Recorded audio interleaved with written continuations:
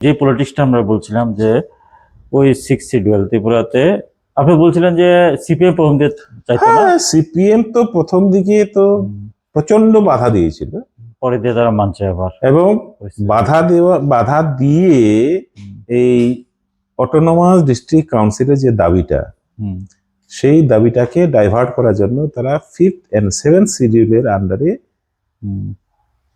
কিছু বিধানসভায় কিছু আইন পাশ করে নিয়ে এডিসি চালু করেছিল। ঠিক আছে, আচ্ছা, যেটা অহন অব্দি আছে না। এরপরে তো ইন্দিরা গান্ধীর সঙ্গে টিইউজেএস এর যখন একটা ইয়ে হলো, যে তোমরা আমাদেরকে সাহায্য করবে বিধানসভায়, আমরা 6 শিডিউল তোমাদেরকে দিয়ে দেব। অ্যাকর্ডিংলি পার্লামেন্টে আইন পাশ করা হলো যে 6 শিডিউল, যেটা শুধুমাত্র আসামের জন্য বরাদ্দ ছিল, that has been extended up to the state of Tripura. তার জন্য তো সংবিধান সংশোধন করতে হয়েছে। এটা মূল কাজটা টিইউজেএস করছিল, মানে বেসিক্যালি টিইউজেএস এর কাছে তো এমপি নেই, এমপি তো আছে কংগ্রেসের হাতে, সিপিএম আর কংগ্রেস, সিপিএম এর হাতে। কিন্তু সিপিএম তো টিটিএডিসি হওয়ারই বিপক্ষে ছিল। তাদের সবচেয়ে বড় ভয় ছিল যে 6 শিডিউলের আন্ডারে এডিসি যদি হয়ে যায়, সমস্ত আদিবাসী সম্প্রদায়ের লোক সবাই টিইউজেএস এর পক্ষে চলে যাবে এবং আমরা আদিবাসী জনগণের কাছে আমরা অপাংক্তেয় হয়ে যাব। সেই ভয়টা ওদের ছিল। তড়িঘড়ি তারা পজিশন পাল্টাইছে, তড়িঘড়ি করে তারা 5th শিডিউল আর 7th শিডিউলের আন্ডারে আইন পাশ করে, কারণ তারা রাজ্য সরকারে তারা ছিল, রাজ্য সরকারে ছিল, তো তারা তাড়াতাড়ি এডিসি চালু করে দিল। আর এডিসি চালু করে বললো, হ্যাঁ আমরা এডিসি আমরাই চালু করে দিয়েছি, 6 শিডিউল আর লাগবে না। আচ্ছা, আমি যদি আদিবাসী পলিটিক্স যদি আমি দেখি, যদি আপনাদের শিল্পী মানুষ, আমি কিন্তু পলিটিক্সের কথাই বেশি আলোচনা করছি, একটু ইন্টারেস্টিং সাবজেক্টের জন্য। আমি যদি রাজতন্ত্রের পর দিয়ে যখন গণতন্ত্রে প্রবেশ করলো, মানে আমাদের সংসদীয় গণতন্ত্র বা আমাদের বিধানসভা, যে বামেদের পাশাপাশি আপনার টিইউজেএস আলাদা একটা শক্তি হিসেবে উঠে হয়েছে, যেটা 78-এর যে ইলেকশন টিইউজেএস পাইছে 4টা আসন, সম্ভবত 4টা আসন। তখন থেকে একটা প্রভাব বোঝা গেছে, কিন্তু তার আগে তো একটা ফিল্ড ছিল তাদেরকে তৈরি করা। তো ওই যে দেখো, টিইউজেএস তৈরি হয়েছে 1967। হ্যাঁ, 67 তৈরি হয়েছে, 67 তৈরি হয়েছে। তো 67 থেকে আমরা যদি 78 ধরি, কত বছর? 11 বছর। 11 বছর। তো একটা পার্টি গড়ে তোলার জন্য 11 বছর যথেষ্ট। কারণটা কি হচ্ছে? তার পিছনে কংগ্রেসের হাত ছিল যতটুকু, এটা ফালতু। এটা হচ্ছে সিপিএম এর অপপ্রচার। আদিবাসীদের পক্ষে কোনো কিছু বলা মানেই সেটা সরকার বিরোধী হওয়া মানেই এটা রাষ্ট্র বিরোধী, ওটা বিদেশি শক্তির প্রেরণক। ঠিক আছে, এর মানেই হচ্ছে ওরা বিভেদকামী, মানে নানা রকম যত রকম অভিধা দেওয়া যায় সেটা দেবে। তুমি কিছুক্ষণ আগে আমাকে বলেছিলে যে রোমান লিপির যারা সমর্থক, তারা মিশনারি থেকে এসেছে। মানে মিশনারি মানে খ্রিস্টান, মিশনারি মানে তো খ্রিস্টান। আমাদের কাছে ধারণা তো এরকমই না। এটা আমার বক্তব্য না, কিন্তু মানে আমি যাদের এটা মানে নেরেটিভটা কি ক্রিয়েশন হচ্ছে, রামকৃষ্ণ মিশন যেটা বলে, they are also doing the missionaries এর যে কাজ, রামকৃষ্ণ মিশন নামই তো রামকৃষ্ণ মিশন, কিন্তু রামকৃষ্ণ মিশন বললে ইয়েটা আসে না কেন? ওই অ্যাটাচমেন্ট, যেটা খ্রিস্টানিজমের কথা আসে না কেন?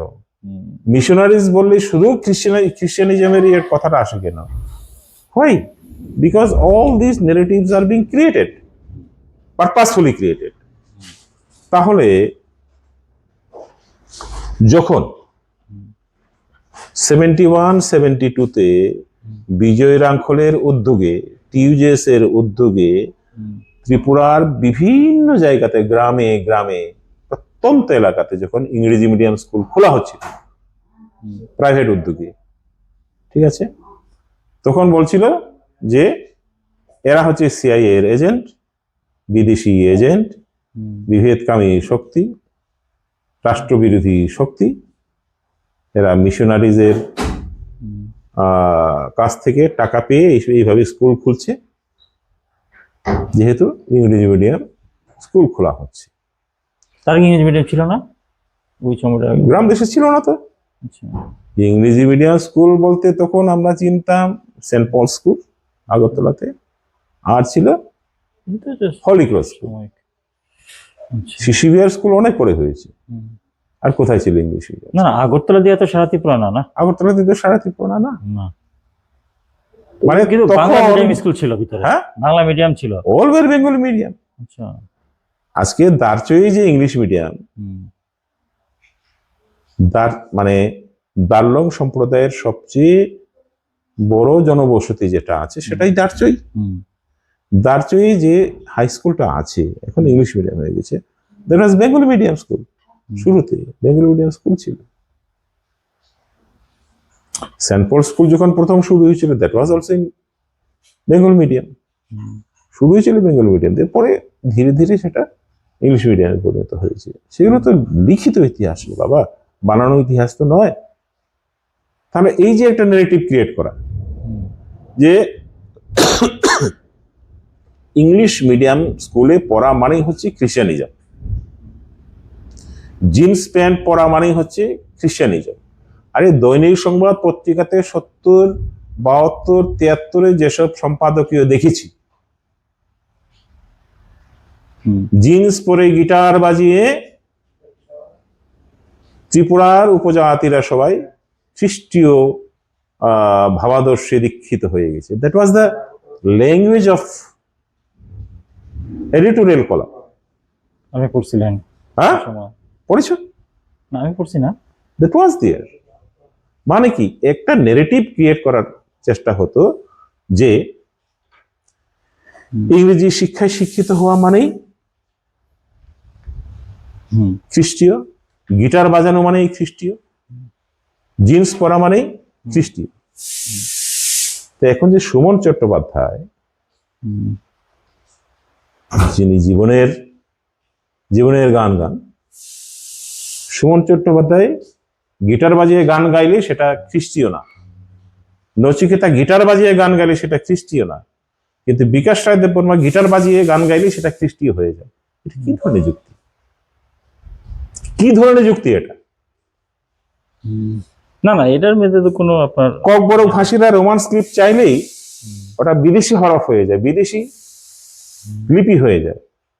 আর তুমি বেটা ইংরেজিতে হরদে মানুষ শিক্ষা, তুমি বেটা 125টা স্কুলকে বিদ্যাজ্যোতির আমলে, Ratannath was the education minister at that time, ওনার আমলে এটা হয়েছে। 125টা স্কুলকে বিদ্যাজ্যোতির আন্ডারে এনে সেটাকে ত্রিপুরা বোর্ড অফ সেকেন্ডারি এডুকেশনের হাত থেকে সরিয়ে কার হাতে দিয়েছে? Central board of secondary, CBSE এর আন্ডারে দিয়েছে। সিবিএসই তুমি জানো সেটা ইংলিশ মিডিয়ামের বোর্ড। তো তুমি বাংলা মিডিয়াম থেকে ইংলিশ মিডিয়ামে তোমার স্কুলগুলিকে নিয়ে যাচ্ছ, সেটাতে কোনো দোষ নেই। আর আমি ইংলিশ মিডিয়াম স্কুল খুললে আমার দোষ। কোন ধরনের বিচার?